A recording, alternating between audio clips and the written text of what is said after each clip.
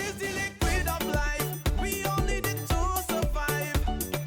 Water, choose water first. Water, we all know it is precious. Should be enjoyed by all of us. Talking about water, choose water first. Water. The restoration work continues in the aftermath of Hurricane Elsa, and this week on Water Wednesdays we're going to talk a bit about that, some of the success we've had after the storm. Just a few days after, the majority of Barbados has a normal water supply. There are some pockets which we'll talk about which are still being dealt with. We have the Director of Engineering here with us, Charles Leslie, to talk about that and some of the things that we've done to ensure that all of our customers are served with an adequate supply of water. We know those ones at the higher elevations. There are still some challenges there after the storm. Talk to us about that first. Okay, hello Shane, and hello Barbados. The Barbados Water Authority, we are still having some challenges in the higher elevations. We have a borehole at Sweetville, and the reason we couldn't get to that one, it was inaccessible due to the condition of the road. So we had to call in some private contractors to assist us with, improving the condition of the road so that we could get to that location. So today we should be completing the replacement of the pump there. Here at Constant, we had a similar situation at Newmarket, Payments. A lot of our roads, access roads, because of the amount of rain that fell, it had the areas waterlogged, and the service trucks couldn't get in, as well as the trucks that did the refueling, they couldn't get into the location. So we actually had to do some rebuilding. Here at Constant feeds Ellerton, which feeds part of St. George.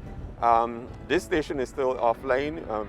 Up to yesterday, we were in communication with the Barbados Light and Power. 3 of the poles that service this location were burnt, and they're supposed to be on their way this morning to replace those poles. In the interim, we are using the generator, diesel generator, but access in and out was an issue, so we had to rebuild this road as well. At present time, we have water being supplied to about 98% of the population, and about 80, just over 80% of all of our facilities that are running back on the LNP power again. What has it been like working in the aftermath of Elsa? Talk a bit about the immediate hours on Friday when some people would have lost their water supply and your crews were out and about trying to get the supply running to customers back again. We had one major break, that was in Prout. That happened just the evening before the storm. We started to go in there and clear the gully and everything to get to the job. But as you know, rain and water comes through gullies. So for the safety of our workers, after a certain time we had to stop, we had to abandon that, and then we had to go back immediately afterwards, then after the all clear was given to repair that. So we got that done within 6 hours after the all clear was done. We were able to restore water on that line into the Shopville areas. When we are doing our assessment now and looking at the lessons learned, we're finding that a lot of customers are not storing water, or they don't even have proper receptacles. We're pleading with Barbadians.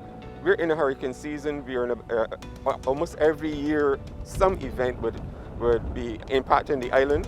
So we're pleading with them to store water. At the beginning of the hurricane season, you start to store your water. You have your receptacles there, and you need to store that water, because we are in a location where we will be impacted from time to time. It may be a storm or it may be a hurricane, but we need to prepare ourselves to be affected every single year. Yeah. Charles, we want to thank you for the advice. We also want to thank you and your teams for the service that you have delivered immediately after Hurricane Elsa. Of course, we'll continue to update you right here on Water Wednesdays. Store water and also conserve water as much as you can. To view this or previous episode again, please visit our website, www.barbadoswaterauthority.com. You can go to our Facebook or Instagram pages for additional information and subscribe to our Water Wednesdays channel on YouTube. You can find us there.